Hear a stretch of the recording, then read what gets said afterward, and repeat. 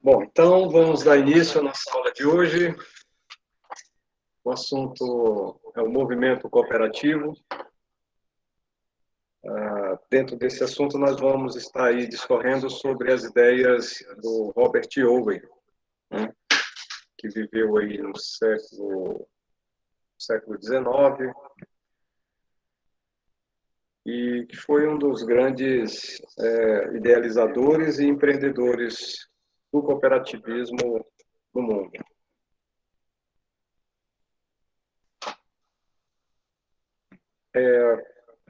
O Robert Owen, ele não apresenta uma teoria geral da evolução social, isso se nós formos fazer um comparativo com o Fourier, Charles Fourier.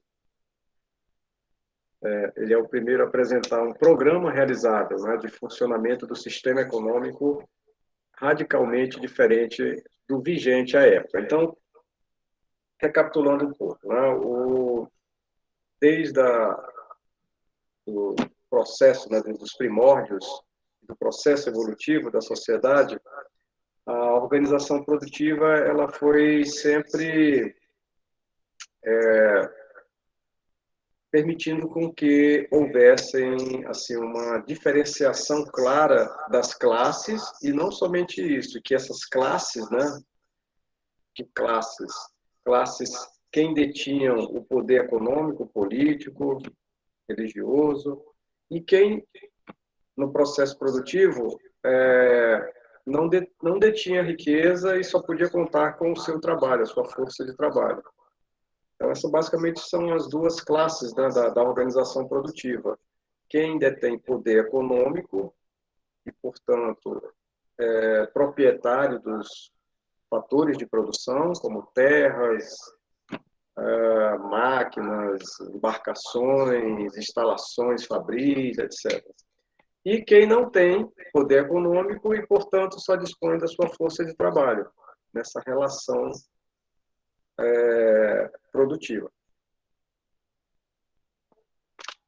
No processo evolutivo, essas duas classes foram se consolidando cada vez mais, e a diferença, né, entre elas, a diferença principalmente em termos de acumulação de riqueza, acumulação de renda, ela foi se ampliando, essa diferença. Obviamente, essa diferenciação ela resultou num estado de miserabilidade, de pobreza, de degradação das condições sociais, principalmente, né, depois do advento dos grandes centros urbanos, que essa população foi se adensando nesses grandes centros, então esse processo ele foi cada vez mais se ampliando. Então, na visão do Robert Owen, tá, essa forma de organização produtiva ela deveria ser revista, ser modificada. Professor. Tem gente querendo entrar na sala aí? Uhum.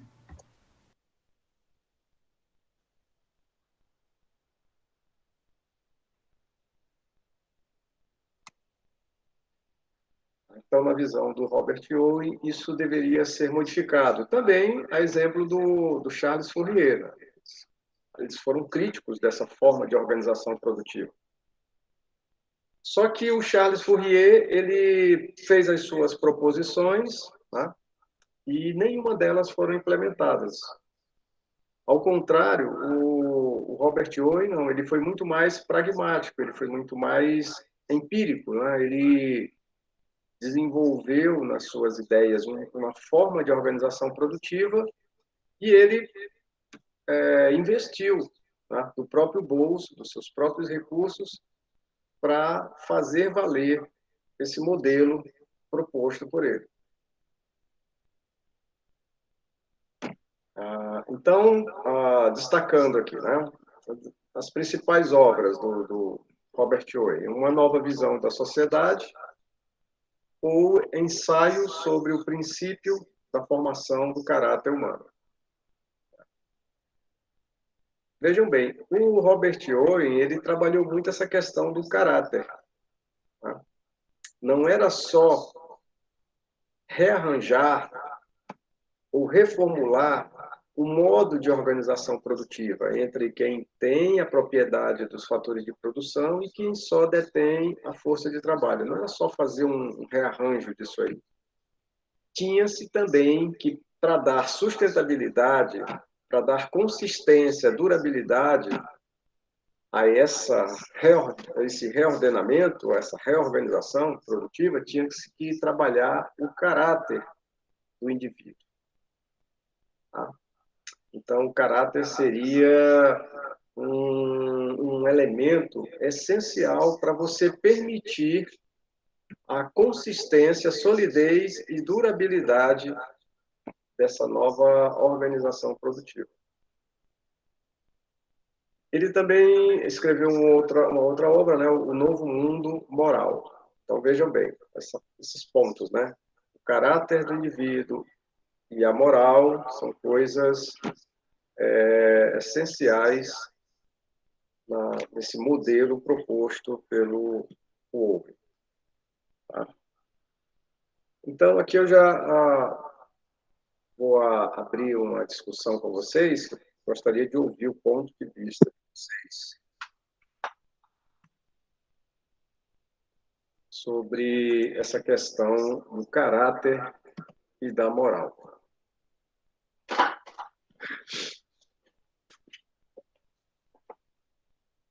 O que é que vocês entendem, tá, pelo caráter de uma pessoa? A gente comumente usa o termo, né? Uma pessoa tem um bom caráter, uma pessoa tem um mau caráter. E o que é que significa isso? Como é que vocês compreendem essa questão do caráter?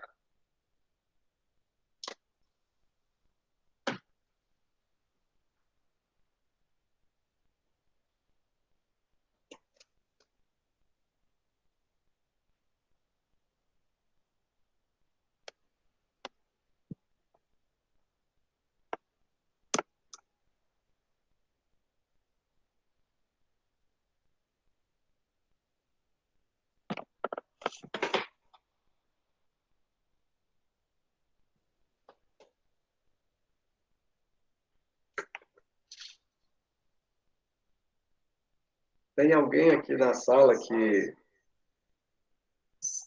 se acha um mau caráter?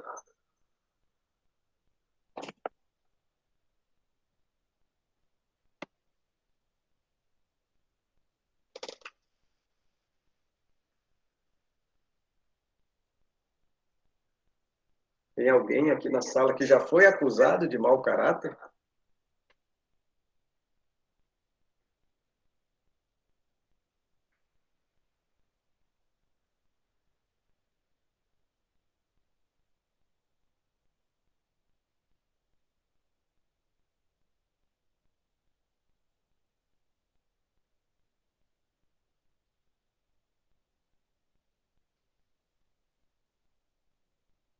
O que é que vocês me dizem, pessoal?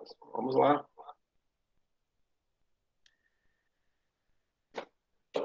E quem se acha um bom caráter? Mau caráter ninguém se manifesta. E bom caráter? Tem algum bom caráter aqui na sala?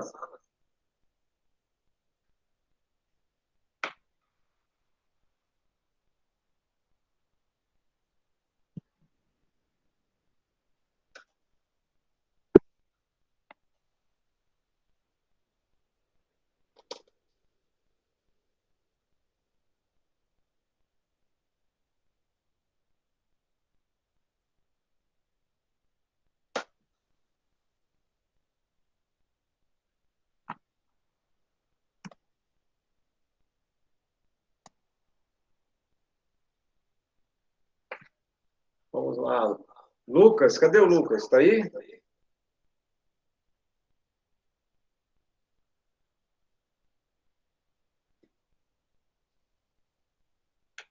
Alô, Lucas? Souza.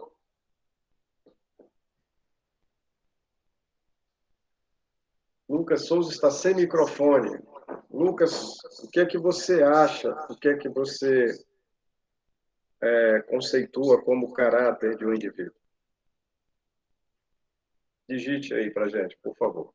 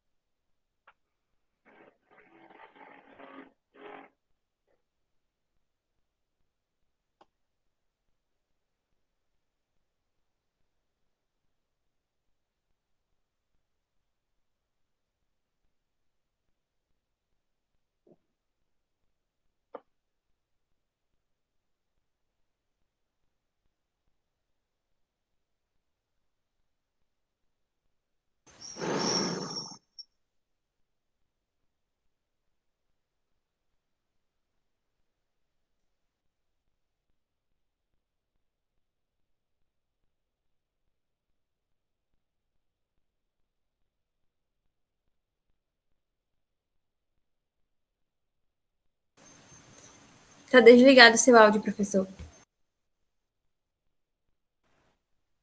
Oi. E agora? Tá sem eco? Agora eu estou ouvindo o eco.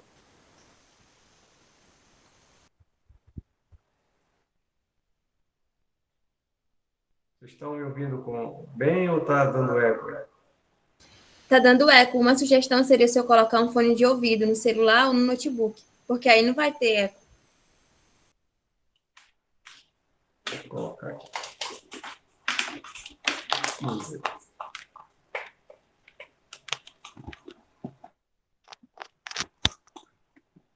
Agora. Continua, né? Continua. E agora?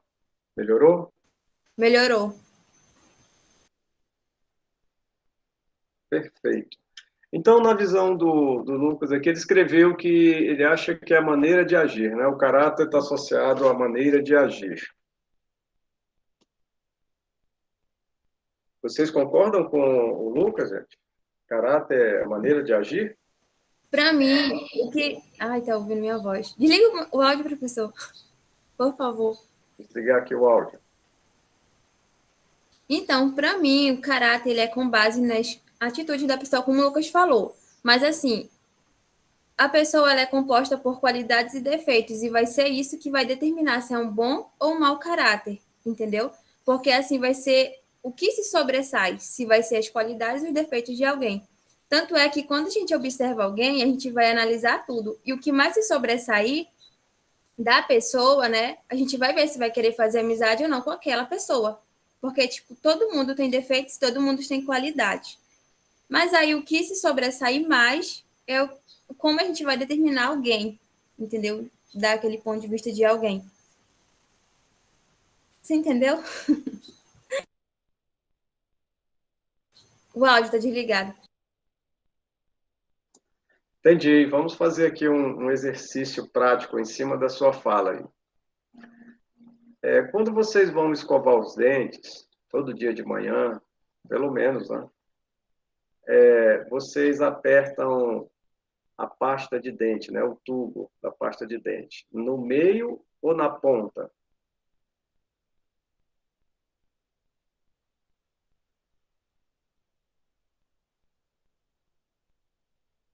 Na ponta. Depende da quantidade de pasta que tiver dentro. Não, mas digamos, então, se é um tubo cheio, né? Você comprou, acabou, vai usar o tubo pela primeira vez ali, o tubo está cheinho ainda, né? Você começa a usar o tubo apertando pela ponta ou apertando já no meio do tubo?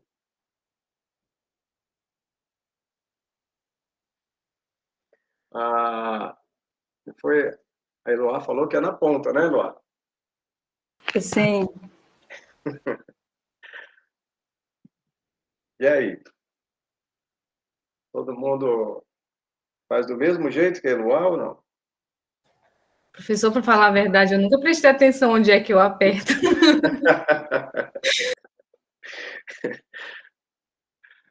Vocês sabiam que tem casais que têm brigas sérias por causa disso? Quem aperta no meio, quem aperta na ponta?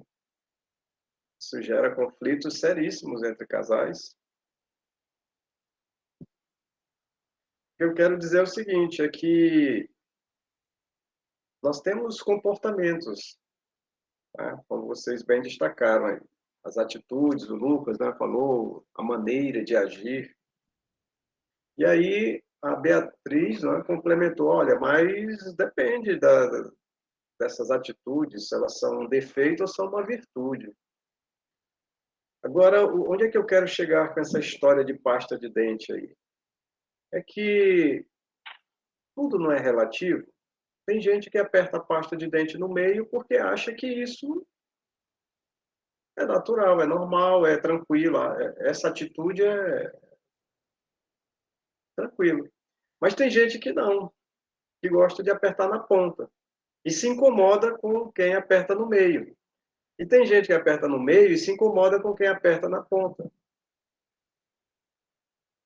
Vocês estão percebendo aí a natureza subjetiva dessas questões do que é defeito, do que é virtude? Porque alguns casais brigam por causa disso. Quem aperta na ponta, geralmente são pessoas mais pragmáticas, mais planejadas, mais organizadas.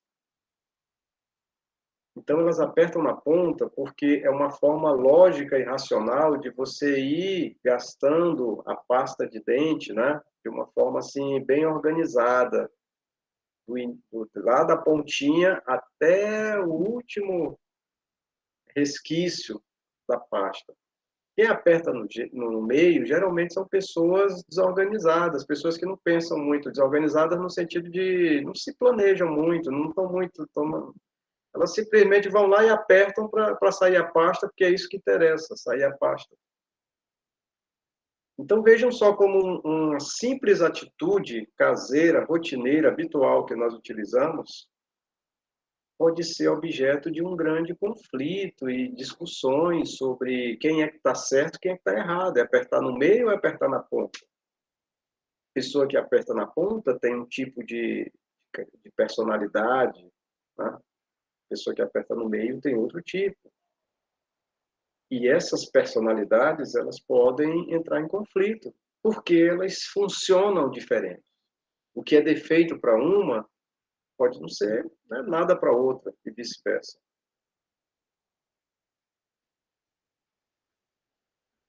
Percebem a nossa natureza, como ela é complexa, quando a gente fala de atitudes e se são coisas boas ou são coisas ruins? Qual é o referencial? O que é bom, o que é ruim, o que é defeito, o que é virtude, é para qual referencial? Quem é a pessoa de referencial a ser referenciada? Porque uma coisa vocês podem ter certeza, não existe valores absolutos. Não existe verdade absoluta, não existe mal absoluto. Tudo depende da referência. Quem foi que criou os critérios de referência? A quem nós estamos nos baseando, fundamentando? É tipo como se faz amizade, né? Por exemplo, digamos que eu seja amiga da Eloá. Mas aí tem atitudes que a Eloá tem que eu gosto, mas particularmente outra pessoa vai ver aquilo como um defeito, que não vai gostar, né? Então, tipo, Exatamente. realmente não tem algo assim, um paradoxo, vai ser desse jeito e pronto. Não é assim, né? Exatamente. E quando nós falamos de caráter, para vocês terem uma ideia, né? Quando eu falo aqui se eu falar, né, da cultura oriental, do Oriente Médio, né, vamos imaginar, os árabes, a forma como a sociedade árabe se organiza, a forma da indumentária das mulheres, né, naqueles estados árabes que são mais, digamos assim, rígidos no segmento dos seus preceitos religiosos, do Alcorão. Quando a gente pensa naquelas pessoas, qual é a ideia que nós ocidentais fazemos? que vocês acham? Imaginem-se, né, vocês mulheres, vestindo aquela burca, vestindo aquela roupa, aquela indumentária da mulher árabe aqui. Como é que vocês se sentiriam? Vestidas dos pés à cabeça, assim, só com aquela uma telazinha aqui na frente para você ver, né, o mundo, assim. E o resto era tudo aquela indumentária lá. Como é que vocês se sentiriam dentro daqueles trajes? Então, assim, qual é a ideia que você faz daquela cultura, daquela forma, né, deles viverem, deles agirem? Vocês acham que é uma forma evoluída ou uma forma involuída, né? Quer dizer, eles são mais modernos ou mais primitivos do que a gente? O que é que vocês acham? Ultrapassado. São ultrapassados, né? Pois é, e é o nosso ponto de vista. Mas por que nós pensamos assim? Porque as nossas referências, a gente quando nasce, a gente nasce falando português, a gente não nasce falando árabe. Nós somos educados na escola com conteúdos pedagógicos que destacam a história dos povos ocidentais como os grandes heróis da história. E os povos orientais como os grandes vilões da história. Lembram das guerras de Israel, né? As cruzadas, os mouros, né? Que invadiram a Europa, eram tudo pessoas bárbaras, vândalos, né? Fanáticos religiosos que estavam querendo atacar a nossa religião, o cristianismo, né? Porque o cristianismo é a grande religião. O budismo, o taoísmo, que é milenarmente muito mais antiga do que o cristianismo, não. Esses daí são religiões, digamos assim, ultrapassadas. São crenças equivocadas, ultrapassadas. Porque, na verdade, tudo surgiu com o judaísmo. Na verdade, na verdade, do cristianismo. Né? O judaísmo, né? Dos antigos povos babilônios, mesopotâmios, do judaísmo, né? Daí surgiu o cristianismo, porque toda a história de Cristo é baseada, né, na tradição judaica. Cristo vivia como um judeu, mas ele não seguiu, né, ipsilítere o dogma judaico. Ele divergiu em alguns pontos. E aí, nesses pontos, né, após a morte de Jesus, no ano 3 depois de sua morte, a igreja que se ergueu, né, sob a égide do cristianismo, ela fez o Concílio de Nicéia. E no Concílio de Nicéia, ela separou das escrituras antigas, né, no Velho Testamento, aquelas escrituras que deveriam ser absorvidas para a nova doutrina cristã, e separou aquelas velhas, né, as antigas que não interessavam, os preceitos, as tradições, as histórias, as leis, etc. Né?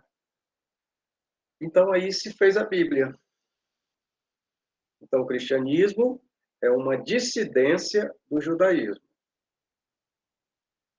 E aí, com a queda do Império Romano no século VI, né, e aí o Império Romano do Oriente, né? E começou a se instituir a partir do século 9, 10 depois de Cristo, uma nova leitura dos textos sagrados. E aí, nessa nova leitura, foi que veio essa visão do profeta Maomé, e ele, né, escreveu aí o Alcorão com as suas regras e leis, etc. Então, o islamismo é uma dissidência do cristianismo, que é uma dissidência do judaísmo. Bom, o que eu quero dizer, então, é que nós, ocidentais, nós fomos formados, a nossa mentalidade, os nossos referenciais são todos que o Ocidente, no Ocidente é que estão as pessoas mais evoluídas, mais desenvolvidas, que a religião é a religião mais, digamos assim, ecumênica e correta e etc. Então, toda a nossa percepção do que é certo e do que é errado é por causa dos nossos referenciais. Por isso que a gente acha as pessoas do Oriente Médio ultrapassadas. Olha, vestir aquele tipo de roupa, ter aquelas tradições, aquelas coisas, para eles, isso é ultrapassado.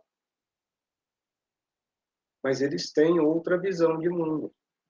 Eles seguem outros princípios. Eles têm as referências deles. E, evidentemente, para eles, na visão deles, nós somos uma espécie de monstros, né? Somos uma desvirtuação.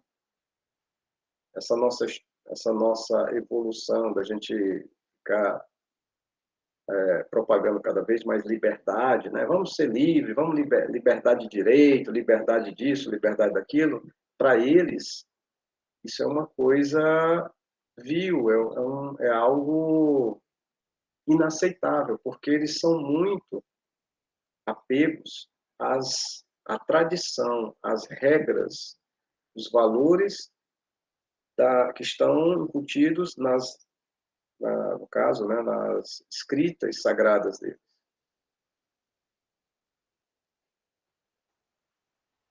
Então, vejam bem, são duas formas de ver o mundo, duas referências, e cada um tem a sua moral, né? Está no assunto moral, e cada um tem os seus caráteres, né? Quer dizer, as suas formas de agir, de pensar, de agir, em função desse arcabouço, que é o referencial de valores para dada sociedade. É muito cômodo para nós, no nosso dia a dia, pegar o exemplo aí que a Beatriz falou. Você está no seu grupo de coleguinhas, né? Porque nós somos gregários, né? Então a gente tem a nossa turma, a nossa panelinha. É muito cômodo para nós, quando está na panelinha, elegermos um inimigo, né? Uma pessoa, olha, aí a gente começar a jogar pedra naquela pessoa. Olha, aquela pessoa é isso, olha como ela é ridícula, olha como ela é isso, como ela é aquilo. É muito cômodo para nós quando nós estamos na nossa panelinha. Aí, um belo dia, a gente, por uma contingência do destino, a gente tem que mudar de cidade. Olha, sua família mudou de cidade, você vai viver em outro lugar, em outra cidade, em outro país. E lá no outro país, você, né, que antes era pedra, você passa a ser vidraça. Aí os grupinhos lá do outro país, por você ser diferente deles, você não está na panelinha deles, eles começam a tirar pedra em você. Aí você vê a outra face da moeda, você vive a outra face da moeda. Então, na sociedade, nós temos esses tipos, né, de movimentos. Nós contra eles, nós somos sempre os certos. E nosso país não, o mundo hoje está, principalmente a América do Norte e aqui a América do Sul, está vivendo muito essa questão de polarização social, política. A nossa turma é a turma correta, a turma dos bons valores, a turma realmente está com a razão. E os outros são os inimigos.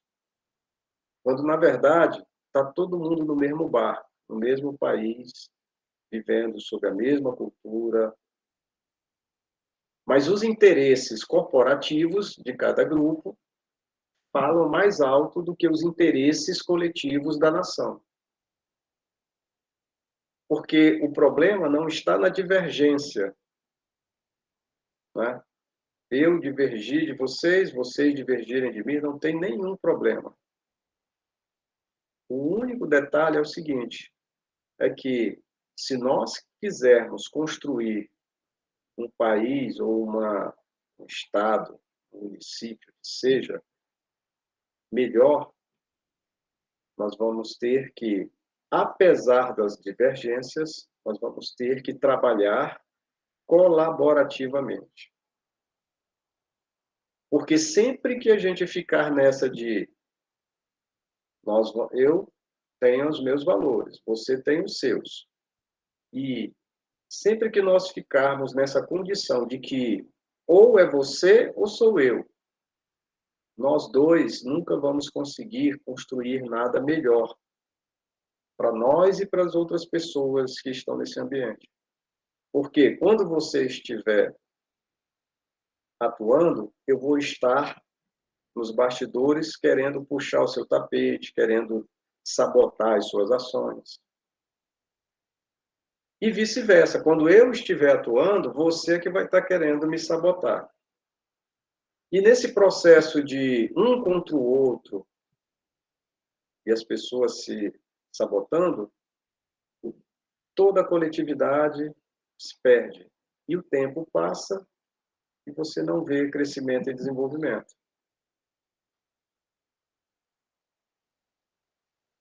Essa é uma questão fundamental sobre a moral e o caráter que o Robert Owen abordava.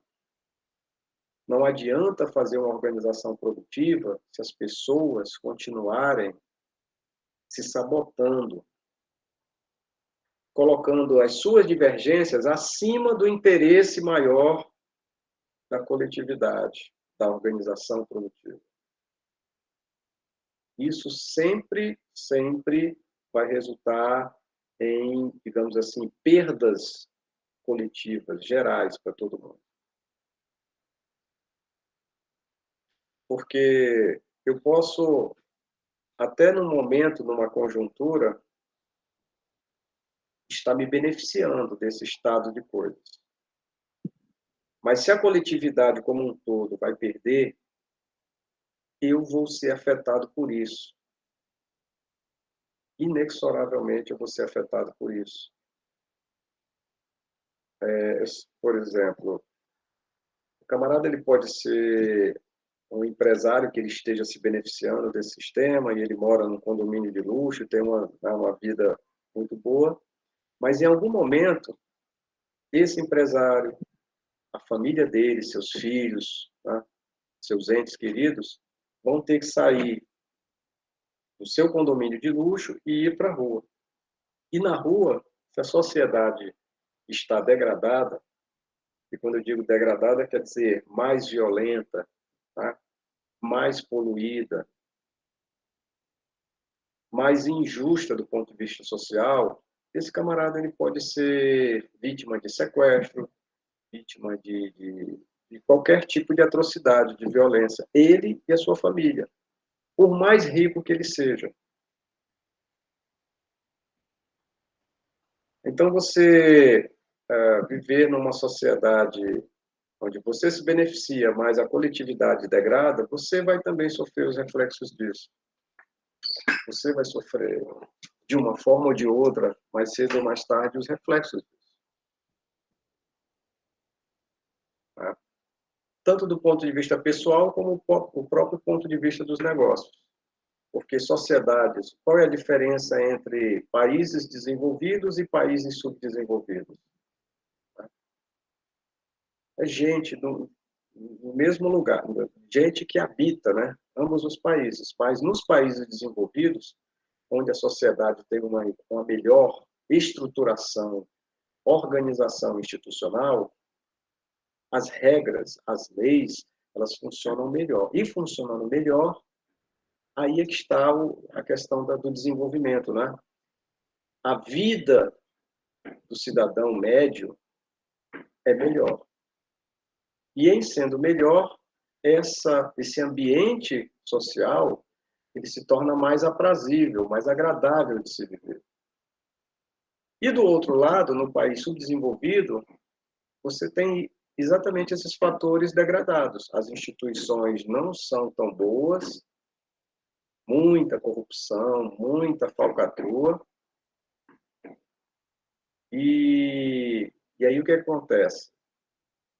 A ordem social também é afetada. Aumenta-se o índice de criminalidade, aumenta-se a taxa de analfabetismo, aumenta-se a taxa de doenças, uma série de situações degradantes. Essa é a grande diferença entre países desenvolvidos e subdesenvolvidos, porque em países desenvolvidos também existe pobre, existe gente que vive na rua, existe gente que pede esmola. Só que o pobre, por exemplo, né, lá no pobre nos Estados Unidos, quando ele pede esmola, a esmola é em dólar, né? Você vai dar $1 para o camarada. É outro poder aquisitivo. Tem muitos mendigos que ficam nas estações do metrô, principalmente em Nova York, eles são verdadeiros artistas. Eles tocam instrumentos, eles cantam, tudo lá nas estações do metrô. Ele não pede um centavo para vocês, ele bota lá, tipo, o chapéu, a cuia dele, a panela dele lá, e ele faz a arte dele. Você passa e você, se quiser, bota lá o trocado para ele. Os caras tocam violino, tocam... É impressionante. O mendigo americano. Ele é um cara artista, que se ele viesse aqui no Brasil, ele fazia um show aí, um showzaço. Botasse o cara num teatro, ele ia dar um espetáculo. Mas lá nos Estados Unidos, ele fica tocando nas estações do metrô, fazendo a arte dele lá nas estações do metrô para ganhar os seus cents, né, os seus dólarzinhos de caridade.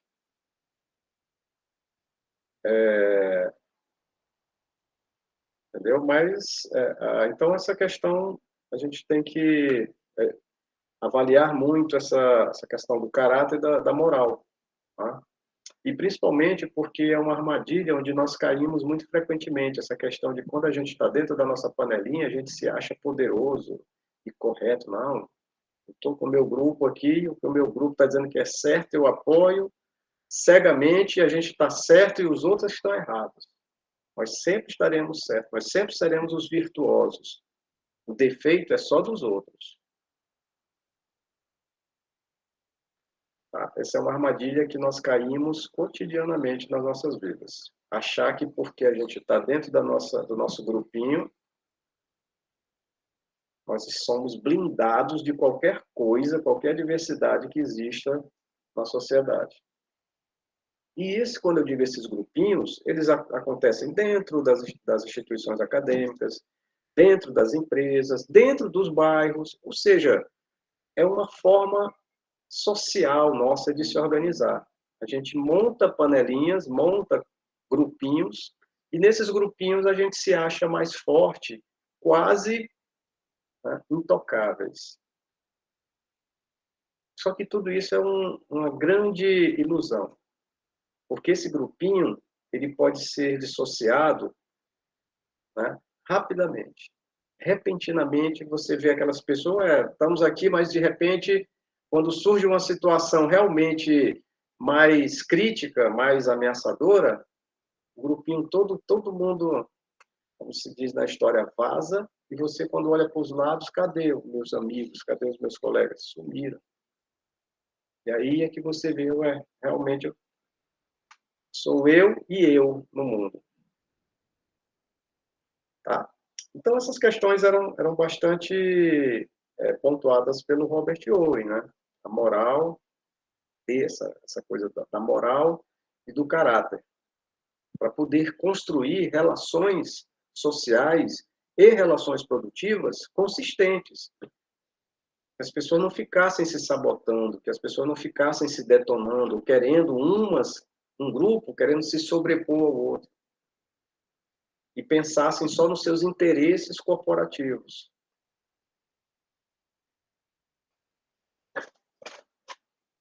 Tá claro, gente, isso? Alguém tem algo a discordar? Alguém concorda? Alguém não entendeu?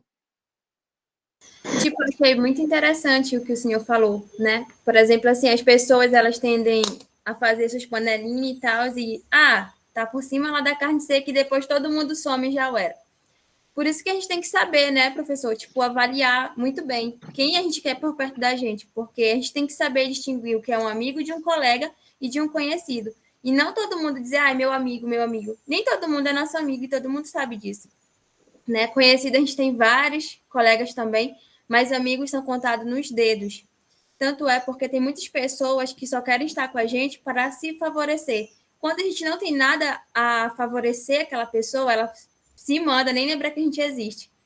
Então é sobre isso, né? Saber escolher. Sabe, como você compõe o seu círculo social?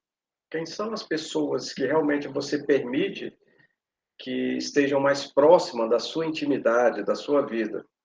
E quem são aquelas outras que você sabe que tem que ter uma convivência, mas elas não precisam ser tão íntimas, tá? Porque também não se trata, Beatriz, de você ser uma pessoa altamente rigorosa e dizer, você, né, eu me permito relacionar, ou seja, com você eu falo, e com você, eu não permito. Então, com você, eu não falo, eu viro as costas. Entendeu? Se você for um colega meu de trabalho, então, se eu te acho uma pessoa confiável, então eu vou conversar com você, eu vou interagir com você. Mas tem um outro camarada lá que eu não acho, então não vou interagir com ele, porque não é ser radical a esse ponto. É a gente apenas saber ter a filosofia, você seguir aquela filosofia de para-choque de caminhão. Não sei se vocês já viram. Vocês já viram? No para-choque de caminhão, de ônibus, que vem aquela frase assim, mantenha a distância, é seguir aquela filosofia. Agora, o manter a distância é você que vai definir, né? Uma pessoa que você acredita que é mais confiável, a distância vai ser mínima. Aquela pessoa mas uma pessoa que você acredita que não é tão confiável, você vai manter uma distância maior. Mas não quer dizer que você vai ignorar ou vai desprezar a pessoa. Não, porque a gente, numa relação social, nós precisamos conversar, nós precisamos comunicar, seja num ambiente acadêmico, vamos fazer um trabalho de grupo aí, né? Então, tem aquela velha tradição, né? De um grupo de 5, 2 trabalham e 3 ficam contando história, dando desculpa para não fazer o trabalho. Tá? Mas, claro, evidentemente, eles querem o nome deles no trabalho. Então tem essa. Aí você vai dizer, olha, com vocês 3 que não querem fazer o trabalho, não querem se comprometer, eu não vou falar. Não, você fala, você tenta negociar, você tenta se rearranjar. Olha, se você não pode fazer isso, então faça isso, pelo menos. Contribua de alguma forma. Quer dizer, você pode interagir e articular com as pessoas. Porque você precisa fazer o trabalho em grupo. Percebe? E o mais importante de tudo num trabalho em grupo é o conhecimento que você vai ter. Não é se o coleguinha quer fazer ou não quer fazer. Se ele não quer fazer, o problema é dele. Ele vai ter as consequências por não se comprometer com o aprendizado dele. Mas, se o trabalho é em grupo, você precisa fazer e a sua aprendizagem não depende daquele coleguinha querer ou não querer fazer. Entendeu? Isso no ambiente acadêmico. No ambiente de trabalho, mesma coisa. Se tem colegas que você vê que o camarada parece que... Né? Sempre tem isso, a questão é natural. A gente simpatiza com uns, antipatiza com outros, mas se você antipatiza com algum colega, mas você precisa fazer um trabalho com ele, você tem que saber se articular com ele. Você não precisa convidar ele para o churrasco no final de semana na sua casa. Mas ali no ambiente de trabalho, onde o trabalho precisa ser feito, você faz o trabalho com ele.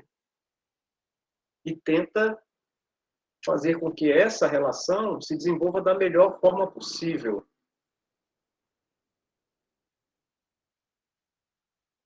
Essa é a arte de conviver em sociedade. Nós não precisamos criar inimigos mortais e dizer, esse aqui eu não quero ver nem pintado de ouro, esse aqui eu não quero. Não, não precisa ser radicalismo. Nós podemos conviver com todo mundo, mas dentro daquelas faixas de distância. Eu falei, né? Os mais próximos, você tem mais intimidade. Aqueles não tão próximos, você mantém uma certa distância de segurança.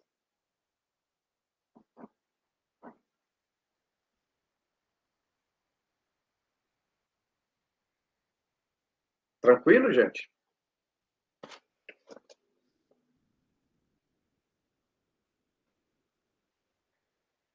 Tranquilo?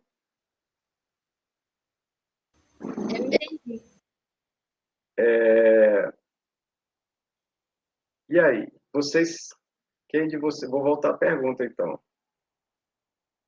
Deixa eu ver aqui. A Madalena está aí? Cadê a Madalena? Estou aqui. Madalena, você se acha uma pessoa de bom ou mau caráter? Depende. Olha, já deu uma resposta coerente com o que a gente está conversando aqui. Tá? Que não existe nada absoluto. Nós não somos nem anjos nem demônios. A gente tem um misto aí, né? Um misto.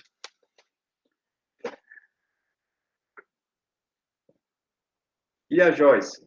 Joyce está aí? Cadê a Joyce? Caroline? Oi, Joyce, você é uma pessoa de bom caráter ou mau caráter? Ou você nunca pensou nisso? pra mim eu tenho bom caráter, né? Mas agora que os outros vão pensar, eu já não sei.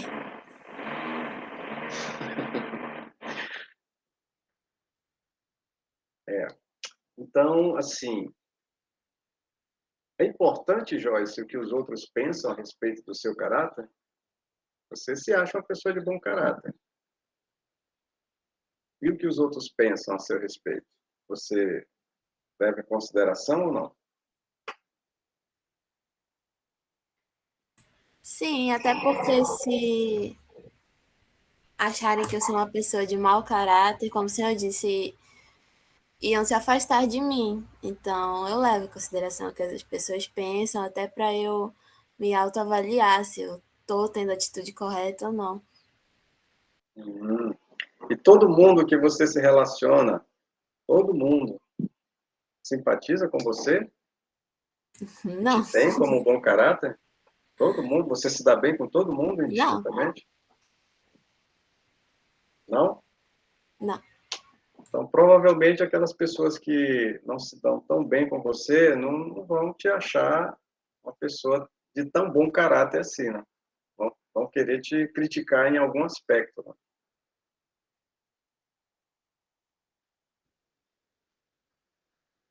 E aí, quando essas pessoas que te criticam, né, já te criticaram, porque também tem essa coisa, né? Dificilmente as pessoas chegam na sua frente e falam, né? Olha, eu acho que você é isso, é isso, é isso. Dificilmente. Mas você sempre escuta pelaquela a, a rádio, né, paralela, assim, as ondas que ficam pairando no ar. E assim, a gente e acolá chega uma informação dessa aí no ar. Você já recebeu críticas? Já viu alguém assim chegar até você uma informação de crítica? Já. E aí, como é que você reagiu? Você quis negar, ignorar a crítica, ou você parou para refletir sobre o fundamento da crítica e verificar se realmente ela tinha alguma razão de ser? Assim, geralmente quando é uma pessoa que eu conheço e que realmente convive comigo, aí eu paro para pensar. Mas se for uma pessoa que nem me conhece e aí fica falando de mim, eu ignoro. Né?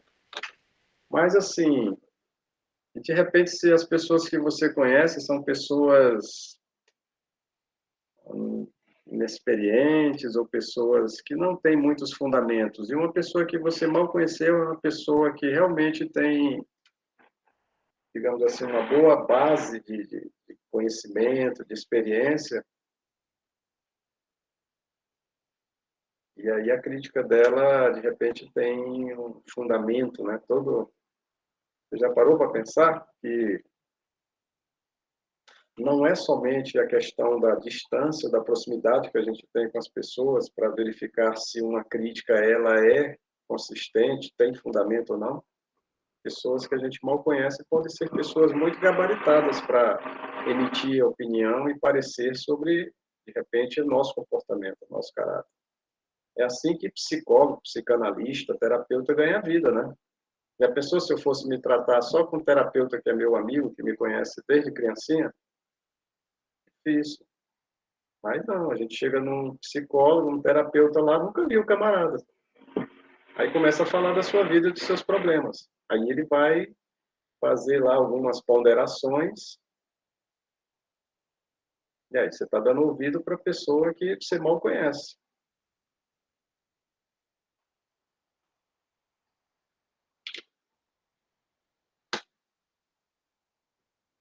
Percebam que eu quero apenas induzi-los a refletir que a gente não pode ser radical. A gente não pode cair na armadilha de achar que o meu grupo é certo, o outro é errado, ou que determinadas regras são certas, são válidas, invioláveis e outras. Pessoal, mas eu acho que depende muito, porque depende mais ainda agora, da minha resposta que eu falei agora há pouco. Porque tem casos que a gente observa como um caso de da pessoa ser mau caráter, que prejudica outras pessoas. E nesse caso a gente não vai ser radical? Peraí, mas aí vamos contextualizar melhor, né? Porque ficou muito geral isso aí. Prejudicar pessoas em que sentido? Digamos o seguinte, eu posso prejudicar vocês se eu for um professor que começa a passar atividades cada vez mais atividades para vocês terem cada vez mais estudo, mais aprendizagem e tal. Quer dizer, eu vou ser um professor carrasco. Na visão de vocês, eu vou estar prejudicando vocês. Não, mas nesse caso, quando a gente entrou aqui para fazer o curso, a gente já sabia que isso seria uma possibilidade de muitas aulas. Isso aí é o básico, é o de mínimo. Mas vamos supor. Eu acho que eu já vi tantas críticas de alunos querendo. Eu já vi críticas de alunos, já vi alunos estar numa reunião, né? Mas faz parte do ser querendo humano ditar. Olha só essa história, só para você ter uma ideia de como as coisas podem acontecer. Eu já participei de reuniões onde os alunos, né, um representante de turma, foi na reunião de professores da opinião de que os professores estavam passando muitas atividades, que os professores, e eles estavam muito ocupados, estavam muito isso, muito aquilo. Aí eu perguntei, né, para quem estava coordenando, afinal, o professor vai ter autonomia de avaliar os alunos ou são os alunos agora que vão dizer como eles querem ser avaliados? São situações que acontecem, entendeu? A gente não pode radicalizar, mas tudo bem, continue aí com o seu raciocínio. Então, uma pessoa que prejudica muitas pessoas. Bom, prejudicar muitas pessoas, evidentemente, é uma atitude que vai criar muitos conflitos para essa pessoa, né? Lembra da nossa aula passada que a gente falou dos patrões, que todo mundo... A gente estava até conversando, tinha uma colega de vocês aí, tá? que via de regra, para os empregados, os patrões são carrascos. Os patrões estão sempre explorando os empregados, os pobres empregados. Por quê? Porque eles veem o patrão chegando num carro bom, num carro de luxo, morando numa casa de luxo, e eles estão ali, né? Morando naquelas condições precárias. Então, geralmente, os empregados têm uma visão negativa do patrão. Geralmente, tem. Ué, mas eles não são escravos, eles não estão lá obrigados. Por que que eles continuam lá? No trabalho, no emprego, se eles acham que o cara é tão ruim, o patrão é tão ruim assim. Para eles, o patrão está prejudicando eles, porque não paga melhores salários, porque... Mas eles não entendem como é que uma empresa funciona, a questão do faturamento, dos custos, dos impostos, de todas as coisas que uma empresa tem que dar conta, tá? E que se essa empresa não gerar lucro, o patrimônio do patrão e tudo que ele tem pode ir por água abaixo. Percebe o que é o caráter, o prejudicar? A gente tem que ver em que circunstâncias, Madalena. Você coloca assim, uma pessoa que prejudica as outras, em que circunstâncias? É um professor que está sendo muito rigoroso, cobra Agora deixa muito eu dos definir, né, alunos. professor? Como é que é essa questão do prejudicar? Ou é aquele camarada malvado, né? Que não, eu vou aproveitar aqui essa comunidade que é humilde, que não tem, e eu vou chegar aqui vendendo uma ideia, que eu vou Posso falar? melhorar a vida deles. Pode. Então, o senhor perguntou, está falando aqui sobre o caráter, o mau e o bom caráter, e que pela sua lógica, pelas suas palavras, a gente não deve ser radical nunca com relação ao caráter de outra pessoa. De certo ponto, isso pode ser verdade. Por exemplo, lá no começo, você falou daquelas mulheres que se vestem, sei lá, até fica só os olhos para fora. Isso aí é um ponto de vista, no caso delas, depende do ponto de vista de cada um. A Beatriz falou que é ultrapassado, eu particularmente não considero ultrapassado. Mas aí, com relação ao caráter individual, vamos supor, uma coisa bem, bem radical mesmo. Se eu mato uma pessoa, eu estou prejudicando essa pessoa. Então, eu não vou ser radical, dependendo do ponto, da forma como eu matei, por exemplo, da forma como eu agi diante dessa pessoa, isso é um prejuízo. Então, de certa forma, nesse caso, deveríamos ser radical. E não só nesse sentido, vários outros sentidos. Porque uma coisa é que nem a Joyce estava falando, algumas pessoas vão avaliar ela, vão olhar e de cara já vão dar para ela uma coisa que às vezes ela não é. Mas isso é muito pessoal. E uma outra coisa é um ato que eu vou cometer. Então, o mau caratismo, ele não está só no agir, às vezes ele está também no pensar, às vezes ele está na forma que a gente trata ou maltrata os outros. Se é prejudicial, eu considero que devemos ser radical, sim. Vamos lá para esse seu exemplo do matar aí. Se um bandido invadisse a minha casa e colocasse em risco a minha vida e dos meus entes queridos, eu mataria esse bandido sem piscar.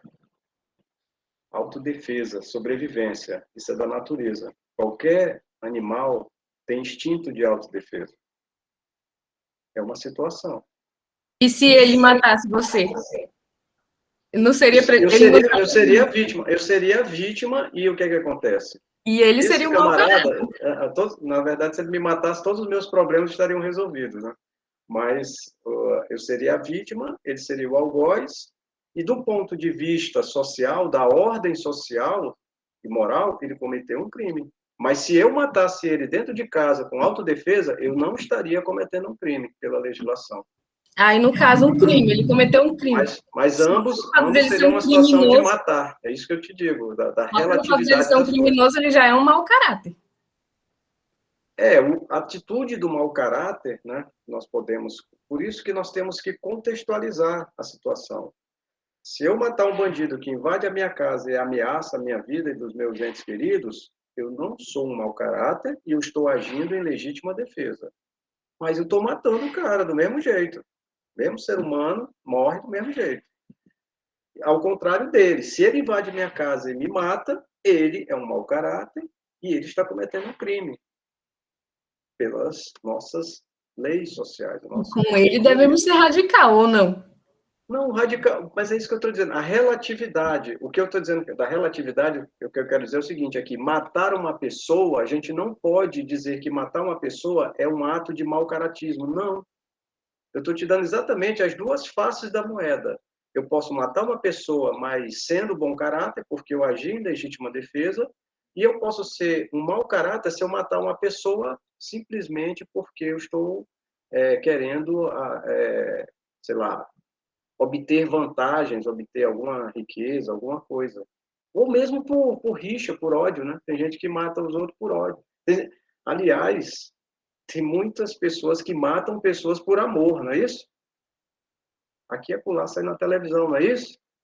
Fulano matou a namorada, por quê? Porque ele amava demais, então ela não quis mais viver com ele, ele foi lá e matou a namorada. Por amor. Muito doente esse. Tem gente que mata por amor, tem gente que mata por inveja, tem gente que mata por ganância, tem mau caratismo. Nesse caso, por quê? Porque o contexto assim se revela. Toda vez que você age, né, para o seu benefício próprio e prejudica outrem, você está desenvolvendo uma atitude de mau caratismo. Mau caratismo. Porque você não está pensando na coletividade ou no outro, você está pensando somente nos seus interesses.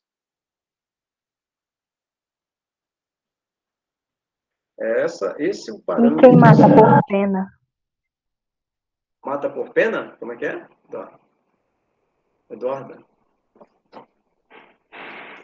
Como é que é, Eduarda? Por exemplo, se uma pessoa estiver sofrendo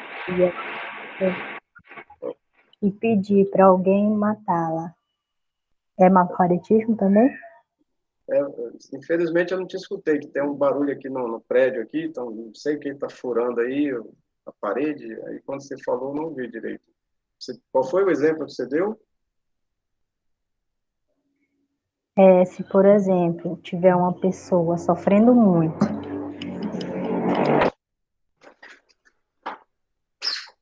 Sim.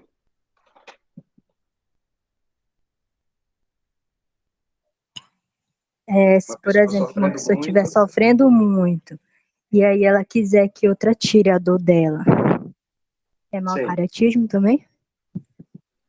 Olha, se a pessoa que está sofrendo, que ela é que sabe o quanto a dor que ela está sentindo, se ela, em sã consciência, prefere, né, abrir mão da vida dela a viver no sofrimento, e uma outra pessoa, né, ela delega ou ela solicita outra pessoa para resolver esse problema por ela, se a pessoa resolver, do ponto de vista da moral, eu acredito, na minha percepção, que ela não está fazendo mal para a pessoa, ela está fazendo um bem. Porque a pessoa manifestou isso. Olha, eu quero que você me faça um bem. Como? Interrompa a minha vida, porque eu não quero viver sofrendo. Agora, do ponto de vista jurídico, essa aí é aquela questão da eutanásia, né? Você permitir... juridicamente, eu não sou expert, né, nessas leis, obviamente, não é a minha área de conhecimento, eu não sou expert nisso, mas eu acredito que existem casos que a eutanásia já é permitido, como a questão do aborto também, né? Aborto, de estupro também já é permitido, quando coloca em risco a vida da mãe, é permitido. Então, do ponto de vista jurídico, ou seja, o que a sociedade regrou como a moralidade, há casos em que isso é perfeitamente legal, tá? Fazer a eutanásia. Percebe? Agora, assim, gente, o mau caráter e o bom caráter tem muito a ver exatamente com essa nossa relação social. Eu não sou mau caráter para mim, ou bom caráter para mim. Tudo é uma questão de relação, é eu com o outro, o alter, né? O ego e o alter. Eu e o outro. Então, o que é que, na visão do cooperativismo, que é aqui o nosso mote da nossa aula, se a gente está no meio social, tem eu e tem o outro.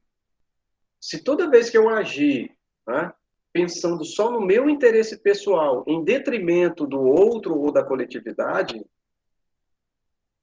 aí é o que o Robert Owen dizia, olha, isso é prejudicial, é como se fosse um ato de mau caratismo, eu só estou pensando em mim. Tá? Daí a relatividade, né? Toda vez que eu agir em meu benefício, mas estiver prejudicando o outro ou a coletividade, isso é um ato de mau caratismo.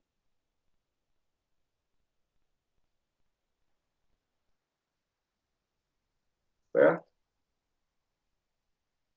Agora E vejam se a bem, pessoa, e se a pessoa não matar? não matar como assim? Se caso uma estiver pedindo e a outra não fazer. Não tem problema, só que, tipo assim, ela não é, ninguém é obrigado a servir a ninguém. Um empregado não é obrigado a servir o patrão. Se ele não gosta do emprego, ele pode pedir as contas. Uma pessoa que está doente, né, e sofrendo, ela pede a alguém para, olha, me mate, prefiro que me mate. E se o outro não quiser, não, eu não vou fazer isso. Eu tenho os meus princípios religiosos, enfim, a minha, ou eu amo você de tal forma que eu jamais vou fazer isso. Tudo bem também. Não atender a um pedido não tem nada a ver com fazer mal ou fazer bem. Porque pedido é solicitação, não é imposição. Ninguém é obrigado a fazer nada por ninguém. Ah, você vê uma pessoa, um mendigo na rua, aí ele vem lá e me pede uma esmola, tá todo maltrapilho. Essas mulheres aí, as mulheres pegam, né? Até mulheres relativamente jovens, a gente vê muito na rua aqui. Ó, pega as criancinhas dela, tudo, bota 3 criancinhas aqui do lado, um no braço, 2 aqui e tal, todo maltrapilho, aí chega na porta do carro, lá na janela do carro, aí pedindo ajuda. Se eu não der esmola para ela, eu sou mau caráter? Ela está me pedindo.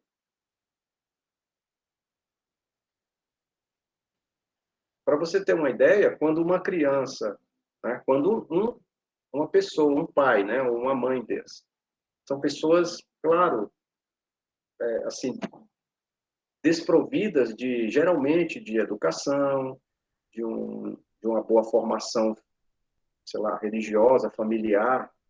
Geralmente são pessoas que, infelizmente, tiveram uma criação muito débil, né? Muito carente. Elas não têm o que passar para os filhos dela. Então, ela pega, procria uma ninhada lá de filhos, e aí como é que ela encontra, olha a esperteza dela, como é que ela encontra? Ela sabe que se ela sozinha for para o semáforo pedir esmola, ela vai conseguir, digamos, R$ 10 por dia. Se ela pegar todos os filhos dela, os 3, 4, 5, 6 filhos que ela tem, botar tudo lá, tudo maltrapilho, miserável lá, os coitadinhos, ela sabe que ela vai conseguir R$ 100, 10 vezes mais do que ela conseguiria sozinha. O que é que ela faz? Leva os filhos. Agora, o problema não é só o que ela está pedindo, o problema é a condição que ela está colocando os filhos dela. Os filhos dela estão crescendo num ambiente de quê? De mendicância, de exposição, né, de constrangimento social, viver pedindo. Ela não está ensinando os filhos dela a trabalhar. Meu filho, vou te ensinar aqui a lavar uma louça, a varrer uma casa, para quando você precisar de dinheiro, se você não conseguir um trabalho, você sabe fazer alguma coisa que gere dinheiro para você. Capinar um terreno, se for um caboclo desses aí. Vejo caboclo com saúde, jovem, 20 a 30 anos, e está pedindo esmola no semáforo.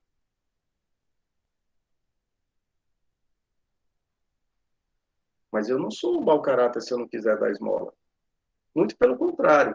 Eu já vi até alguns experts falando o seguinte: uma forma de você tentar combater essa ação, né, equivocada desses pais que levam os filhos para o semáforo ou mandam seus filhos irem para o semáforo, ó, vá lá, é exatamente você não dá esmola, porque você não dando esmola, você está, de certa forma, desestimulando essa prática.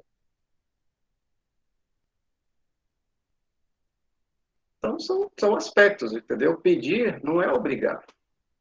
Se uma pessoa me pede um favor e eu não atender, eu não sou mau caráter porque eu não atendi.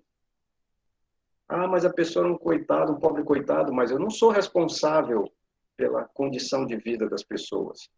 Ah, mas você poderia ajudar, você tem de sobra? Sim, eu posso ser solidário, Mas ser solidário ou não ser solidário não vai determinar o meu caráter. Porque eu tenho sempre o meu livre-arbítrio. Eu posso querer ser solidário de uma outra forma, numa outra circunstância, com outras pessoas, e não em determinadas situações.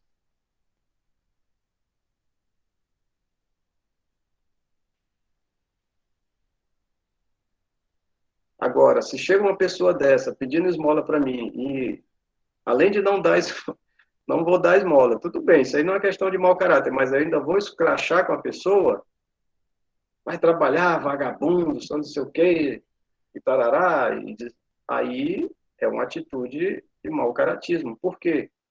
Porque eu não tenho que ficar, né, dando lição de moral ou julgando outras pessoas. Quem julga pessoas são juízes na sociedade. Eles têm lá a competência dele de julgar. Está lá, né, abre o processo, mostra as provas e tal, e o juiz julga. Está lá para julgar. Nós não temos que ficar julgando os outros. A gente pode não concordar, mas a gente não é obrigado a se aliar porque a gente não concorda. É uma relação social. Cada um tem o seu direito de viver a sua vida e ninguém tem que ficar julgando os outros, não. O que é certo, o que é errado, por que as pessoas fizeram ou deixaram de fazer.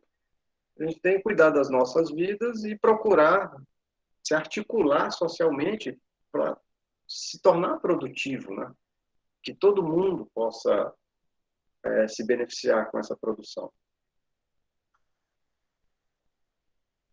É muito assim, é muito complicado a gente ficar julgando. Essa questão que eu falei no início das panelas, né? E as pessoas ficam criticando os outros, estão fazendo juízo de valor, estão fazendo julgamentos. Isso é mau caratismo. Por que que eu tenho competência para dizer se você é certo ou você é errado? Julgar você, não é só simplesmente o achar, né? Eu achar comigo, os meus botões, achar se você é uma pessoa de bom ou de mau caráter é uma coisa. Eu posso ter minha ideia, meu juízo de valor, meu. Agora, da feita que eu tenho meu juízo de valor e eu estou querendo multiplicar ou repassar isso para os outros, quer dizer, eu não só tenho uma ideia negativa a seu respeito, como eu estou querendo influenciar outras pessoas para que elas também alimentem essa ideia, isso é mau caratismo. Porque quem sou eu para ter a autoridade de dizer quem é bom e quem é mau caráter? Qual é o fundamento que eu tenho para isso? Tá? E isso são dilemas das nossas relações sociais, entendeu, gente? A gente vive isso no cotidiano. Estou falando disso, mas isso está impregnado na nossa sociedade. E nós, quando eu digo que nós temos um pouco de anjo e demônio, quer dizer que em alguns momentos eu também estou emitindo opinião, eu também estou fazendo isso. Porque isso está tão impregnado no nosso cotidiano e na nossa cultura, que a gente, sem querer, sem pensar, é como respirar, bater o coração, a gente nem pensa. Isso já está no sistema autômato, sistema nervoso autômato. Ele faz por si só. Porque está impregnado na nossa cultura. É questão de ficar olhando para os outros e querendo emitir opinião e deixa de olhar para o umbigo, de cuidar da sua vida. Apesar de nós estarmos parecendo, né, assim, falando do cotidiano, isso tudo é um reflexo dessas questões da organização produtiva que a gente está conversando aqui na nossa aula, no Robert Owen. Essa questão do caráter, ela é fundamental. Você tem uma sociedade mais ordeira, mais harmônica, na medida que as pessoas têm mais consciência disso, de cada um fazer a sua parte, cada um cuidar da sua vida e trabalhar e procurar trabalhar, né, em prol da coletividade, não só do seu enriquecimento próprio. É isso que vai distinguir sociedades que são mais desenvolvidas. Tá? Isso, desenvolvida, não quer dizer que é mais rico, porque tem mais dinheiro, né? Porque tem uma casa melhor. Não, quer dizer que é mais saudável, a qualidade de vida nessas sociedades é muito melhor você viver numa sociedade mais ordeira, mais harmônica, do que viver numa sociedade cheia de conflitos. Infelizmente, no Brasil e, infelizmente, aqui no Pará, infelizmente, muitas pessoas fazem coisas que prejudicam os outros, mas ela está pensando só no seu interesse. E se você for conversar com a pessoa e dizer, olha, não jogue lixo na calçada, porque isso aqui prejudica os transeuntes, a rua é pública. Quem é você? Você é o dono da cidade? Você é o dono da calçada? E aí te manda para aquele lugar, porque você foi tentar chamar a pessoa à razão. Infelizmente, isso é muito frequente. Não é que aconteça só aqui, mas acontece muito aqui. Né? Dos 15, 20 anos que eu moro aqui. Então, assim, eu até já faço que nem vejo mais, porque eu sei que não vai adiantar falar. Certo, gente?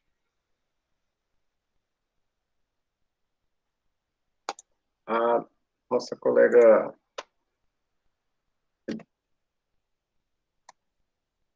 a Eduarda, né? Eduarda,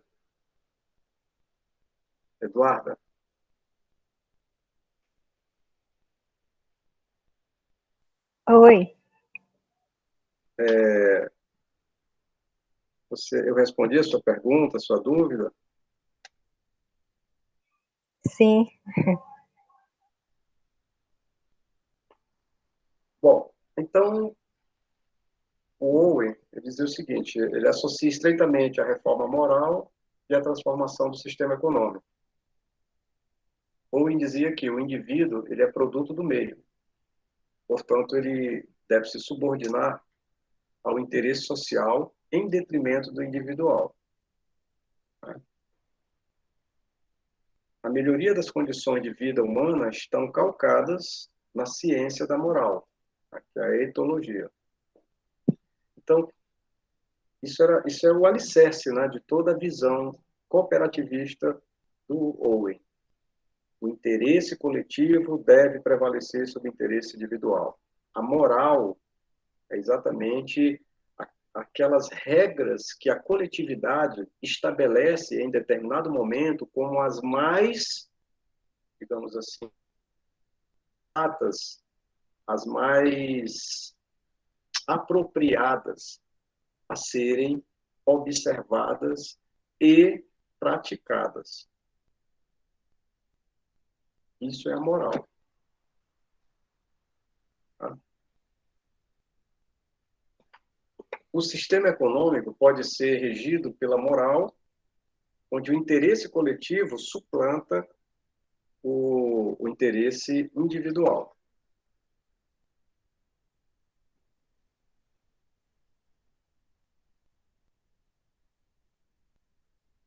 Bom, alguns feitos do Owen, né? Aos 25 anos, em 1796, ele torna-se, por seus próprios esforços, um dos grandes industriais de fiação da Inglaterra e emprega 200 operários.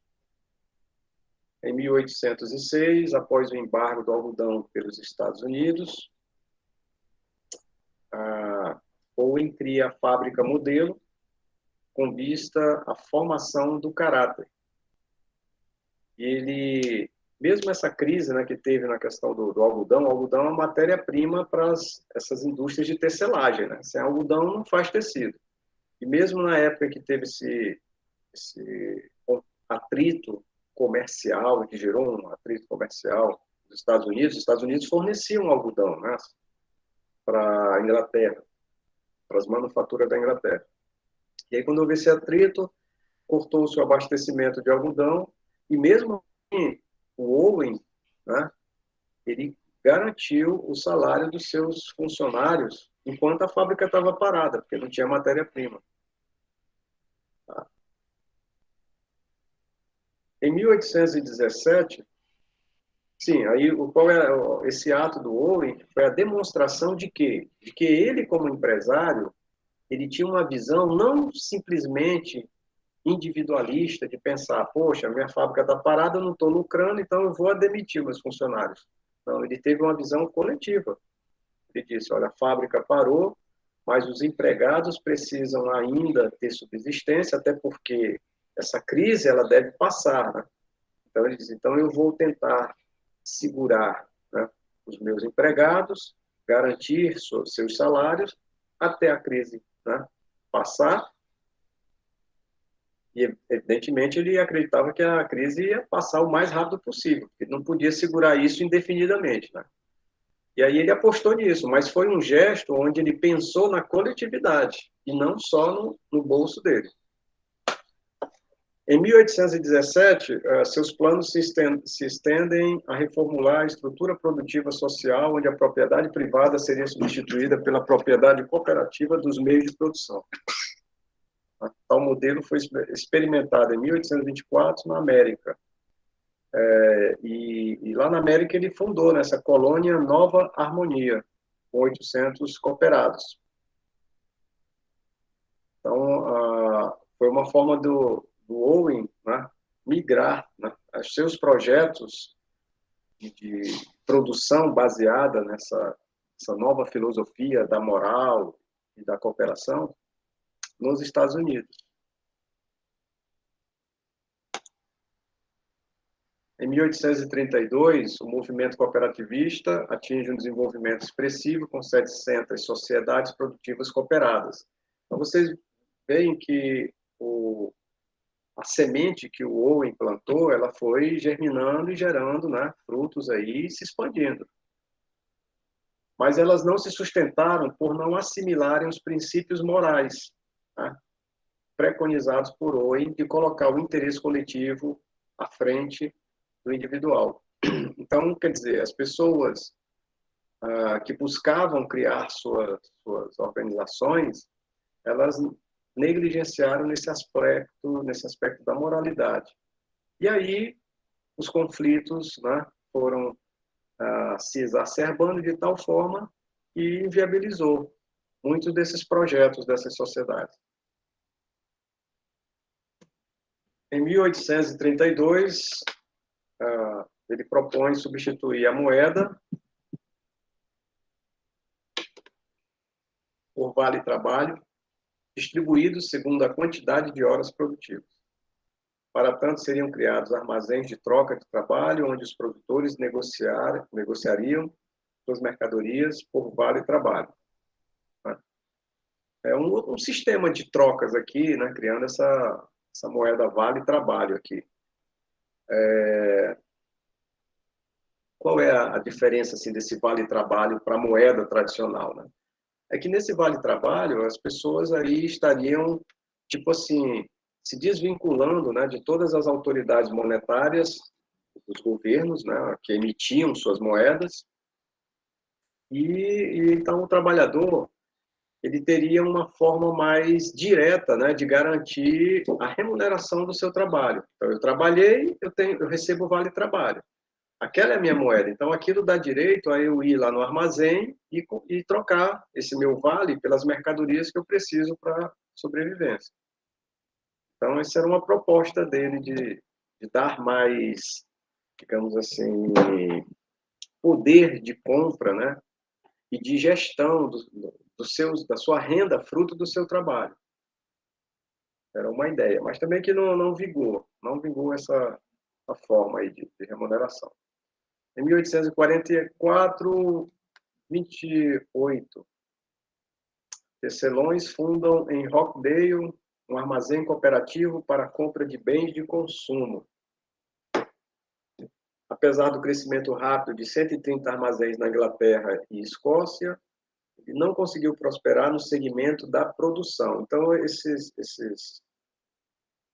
empreendimentos cooperativos, né, esses armazéns, eles se deram muito bem no segmento de comércio, né? Comércio, mas na indústria, na produção industrial, eles não foram exitosos. Não. Eles foram os primeiros a instituir a repartição dos ganhos proporcionalmente às compras de cada um, que esse é o princípio mundial da base cooperativa no mundo capitalista, né? Você dividir os ganhos, né, da produção de acordo com a participação de cada cooperado, cada colaborador no processo produtivo. Certo, gente? Essa, então, é a nosso conteúdo de hoje.